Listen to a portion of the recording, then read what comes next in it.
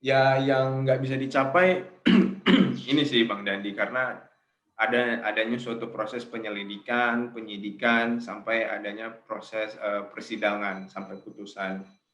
Nah, yang nggak bisa dicapai itu adalah mungkin bisa dicapai, mengumpulkan alat bukti yang secara jelas terang itu mungkin bisa digunakan algoritma. Misalnya orang mencuri kan unsurnya itu adalah, barang siapa yang memindahkan atau memindahkan secara sengaja maupun tidak sengaja gitu ya, kalau nggak salah ya, Hmm. 363 KUHP. Nah itu mungkin bisa kalau misalnya buktinya secara terang. Dia mencuri, kemudian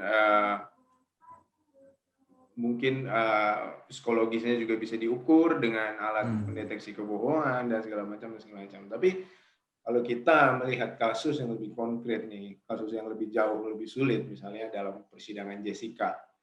Ada yang Ya. bilang itu 338, ada yang bilang itu 340, ada yang bilang itu bukan keduanya. 338 itu pembunuhan, 340 adalah pembunuhan berencana. Dan ada yang bilang itu bukan keduanya, karena tidak ada alat bukti yang mendukung itu, kecuali petunjuk. Nah, waktu itu juga kasusnya hanya menggunakan si jaksa dan si hakim, kalau tidak salah, hanya menggunakan kalimat setidak-tidaknya gitu loh, setidak-tidaknya. Jadi setidak-tidaknya beliaulah yang paling mungkin bersalah gitu loh. Jadi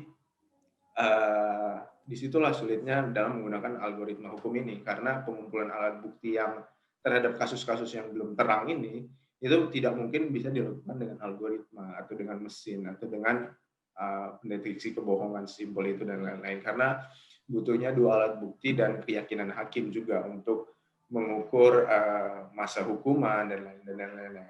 Nah, terlebih sentences, kalimat-kalimat dalam uh, politik hukum, penulisan hukum kita itu tidak exact, tidak semuanya exact. Misalnya Hmm. pembunuhan 338 dihukum dihukum selama 15 tahun.